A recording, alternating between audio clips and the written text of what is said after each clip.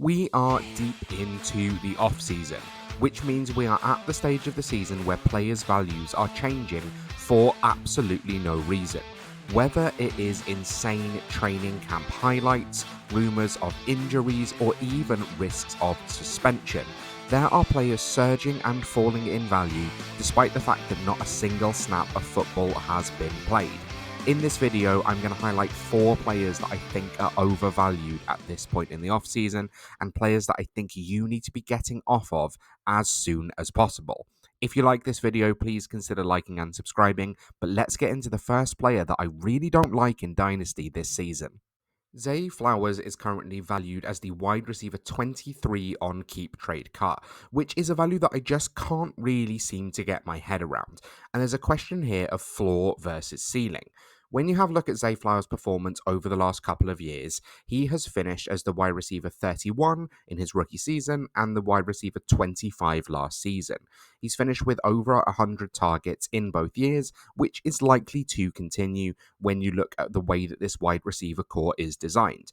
But if you look over the last 6 years of Lamar Jackson, there's only been one time that his wide receiver 1 has finished as a top 20 wide receiver, which was Hollywood Brown.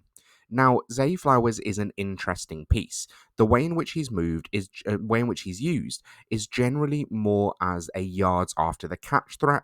A lot of his work will come behind the line of scrimmage or working on design touches. Unfortunately, because of how small he is, he can't really function working down the sideline, which is something that the Ravens clearly understand, bringing in DeAndre Hopkins this offseason. The problem is that volume in this offense really is tough to find. There is not really an alpha in the Ravens receiving game, with passes being shared between Flowers, Hopkins, Bateman, and the 2 tight ends in Mark Andrews and Isaiah Likely. So without a huge amount of volume, Zay Flowers is going to have to be hyper efficient to make this work. And because he's getting a lot of his touches on short amount of ADOT, he's going to have to make that work himself.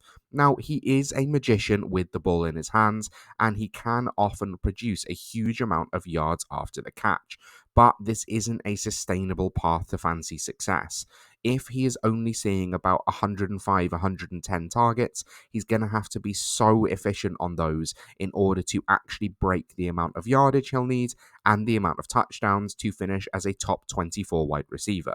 I understand that Zay Flowers is young, but his usage and the offense he finds himself in just lead me to think that he's never likely to finish inside the top 24, which means that I wouldn't really want to have him as my wide receiver too. He's not a player that I particularly like to have a lot of shares in, just because I'm not sure that the upside is really there in this profile. And if you're having someone as a top 2 wide receiver in Dynasty, you need to see the path to them finishing at least inside the top 12. Talking of finishing inside the top 12, Kyle Pitts is going into the 5th year of his career, and that's a feat he's only managed once in his rookie season, which was also the only time that he broke 1,000 yards. Now, when you look across Kyle Pitts' time in the NFL, it's been thoroughly disappointing. This was someone seen as a generational tight end prospect when drafted at 4th overall to the Falcons. But unfortunately for Kyle Pitts, he kind of fits into that tweener stage. Whereas people thought he was a unicorn, he actually doesn't really fit into either position because he's not quite a fluid enough mover to work as a wide receiver, but he is nowhere near the level of blocker that you need to be to work as a traditional inline tight end. That's not to say that he can't win in different ways. The problem is that Pitts needs to be used in unconventional ways in order to win. Now, looking at his performance across the last few seasons, it makes no sense why Kyle Pitts is still valued as the tight end 8.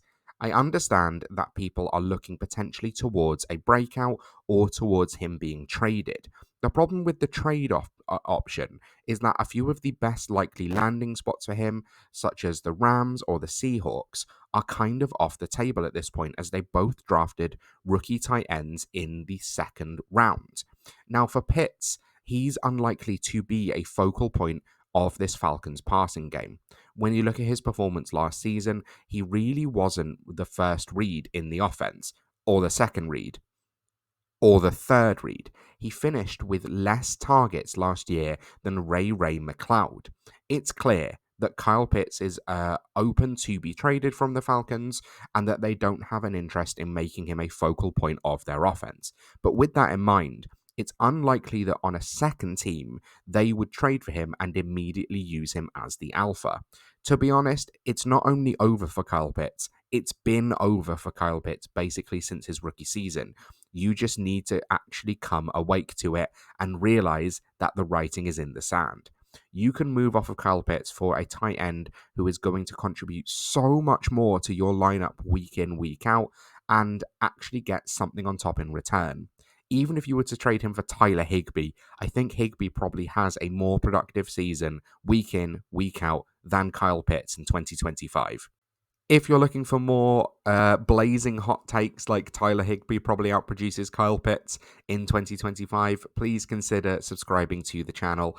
Just 10% of my viewership are actually subscribed to Fancy Pancake. I would love to get that number a lot higher. We smashed through 500 subscribers, which was the off-season target, and we already made it, and it's only June. But I would love for you to join me as part of the journey towards, let's say, 600, but 1,000 eventually. After being suspended for his first 2 years in the NFL, it seemed like the writing was on the wall for Jameson Williams, but he broke out last season, finishing as the wide receiver 22 and breaking the 1,000-yard mark. Only just, he finished with 1,001 yards, but he also went for 7 touchdowns. It was truly a breakout year for JMO, which was incredibly impressive, and as someone who loved him coming out of college, I was glad to see him finally get the usage that he needed. The problem is, going into 2025, you've got a historically unproductive wide receiver who is very much an explosive play threat, now going into his next season without the head coach that could use him in creative ways. If you watch the ways that Jameson Williams actually got open, it was very rarely just through sort of intricate route running and beating a man off press. It was through being schemed open in lots of different ways, even if that was sometimes looking at hook and ladder plays or getting him involved in the running game. So the problem for Jameson Williams is that he finishes the wide receiver 22 last season, and he's currently valued as the wide receiver 22 in Dynasty rankings on KeepTradeCut. Going into a next season as someone who was relatively inefficient in their past few years, now losing that offensive coordinator, losing some of the juice from the offense, and you're going into next season that you've just lost the center as well, so the offense may be about to struggle, leads me to think that Jameson Williams is actually incredibly boom bust in Dynasty. This is someone that I'm quite happy to roster in Best Ball because he's going to have explosive weeks where he takes a couple of passes to the house from 50 yards out. But can you rely on him on a weekly basis as your wide receiver 2 or wide receiver 3 in Dynasty? Because given where he's ranked, that's where you have to have him.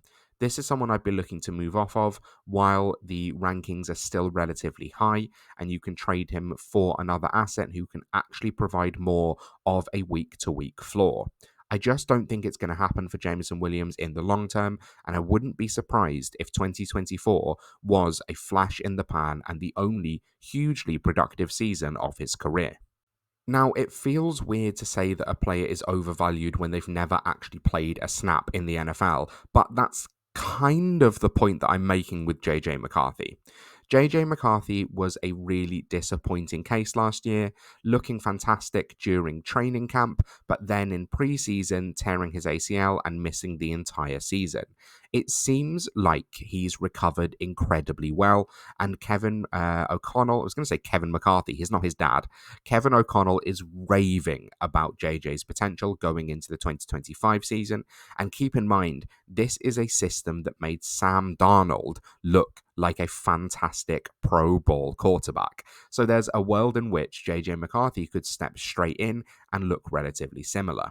And I don't really have an argument against that being the case. I think it's a really quarterback-friendly system, and I think JJ McCarthy in college, while incredibly raw, showed an ability to move well behind the line of scrimmage, distribute the ball well, distribute the ball with accuracy and timing, which I think are the main things that you need to be able to do in this KOC system.